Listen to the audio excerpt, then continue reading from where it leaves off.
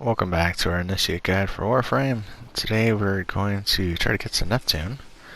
Just do a few of the criteria needed to do that. First one is to get into a sabotage mission in Uranus and find at least one cache. Then the second one, and get into cache, you don't have to do it yourself. At least one of your squad mates needs to do it. Anyway, the second one is doing the assassination mission against Tilrigor here. So yeah, this mission is actually pretty tough to do with starting weapons. You're going to want to get something more powerful, and really you're going to need to level it up, unlike what I did here with the Volcar. But you need to get a weapon that that has a lot of status chance and can. I think heat is preferred because it can do kind of a damage over time more easily than other elements. But yeah, there's three waves to this whole fight with Tilrigor. First one is to he just meets you right in the center here, and you deal with this third of this health bar. As you can kind of see, it's mostly grayed out right now, saying that he's invulnerable in the meantime. But yeah, after you get a third of his health down, he sends out his some of his creations to the Manix, and then once you deal with them, then he comes back. And so now there's only a third of his health left, and now you're gonna want to jump up before he floods the arena where I was. And you can kind of see that he just broke the glass there. So now he brings in more of some of his creation Manixes, they're kind of called. So you just kind of keep an eye out for them. That can help a little bit if you're playing as Volt. Oh yeah, he also whenever he teleports out of the arena, he will be behind that door. But don't really do a whole lot, if anything, when he's behind the door. But if you have punch through it, supposedly it's supposed to be able to damage him. But anyway, yeah, I would just suggest trying to keep an eye for the Manix and help out when you can. Yeah, when you're starting out the game, just a lot of these starter weapons, you're going to notice that these later missions are not going to they're not going to be very effective. Let's just put it that way. I would probably say, it's probably about the time that you start looking for something like the Rubico. If you're getting into the sniper rifles, yeah. And I'll get through some of these other weapons, and also, doing that mission, fighting Tilrigor, he drops the Equinox parts, and they're hard to get. So we're only gonna do it one time in this video. So yeah, we're just gonna get some Neptune. It's actually pretty easy. Look, he's woefully he doesn't have very much armor, so he compared to some of the especially compared.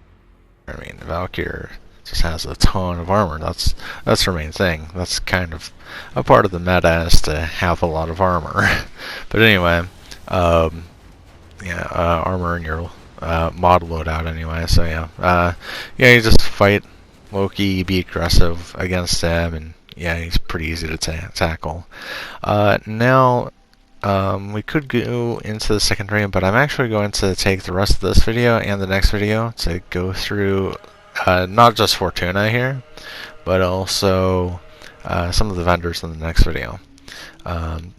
I want to do this just as a part of, hey, this is supposed to be for, this video series is supposed to be for people just getting into the game, and Fortuna is a part of it, and I haven't gotten into it until now anyway.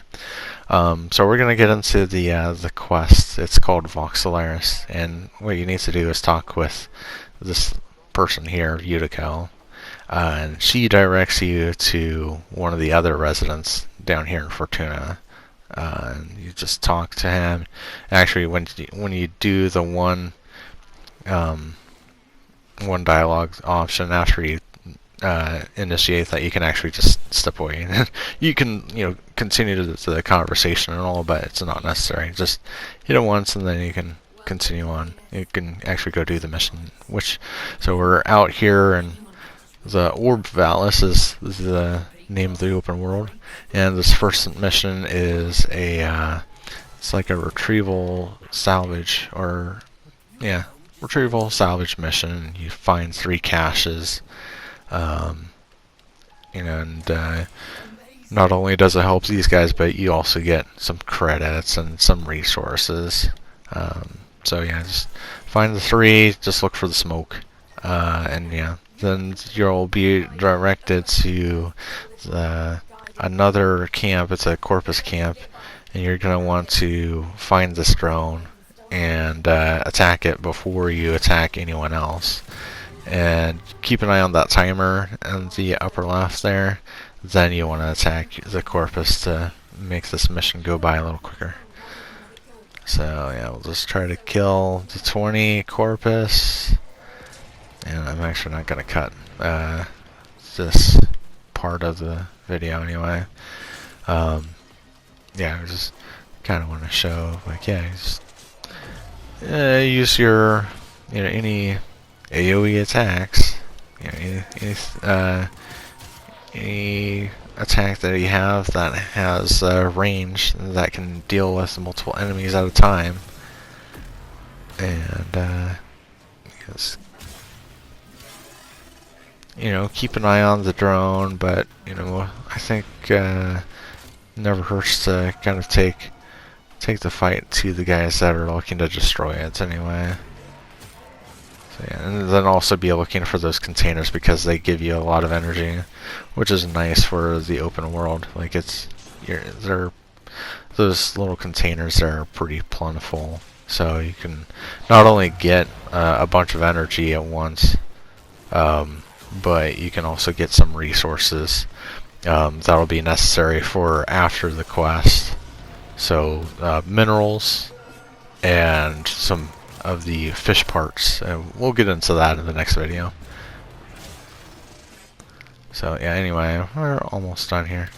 Oh, it must have been, I thought that it was 20 reinforcements, but it's 30, I guess. Maybe I was misreading it at the beginning. Anyway, we're just about done. Let's deal with these last 2, and then we'll be directed to come back to Fortuna, in which you go talk to the Thursby dude again. Then he directs you to talk to another residence, the business, and once you do that, he's like, yeah, take this job, go back up to the surface. And so you do that. We'll move on ahead. Then actually, it's going in the wrong direction, but whatever. So this first part of the mission is where we have to try to break into a data vault. This building can be a little tricky, because there can be a whole bunch of Corpus around. But if there's not a whole bunch of Corpus around, look at that vent at the very top, and if that vent is if it can't be broken into, then I would recommend this vent on the side, and you'll want to destroy the sensor camera, then destroy the vents there, and then wait for a possible laser to show up. I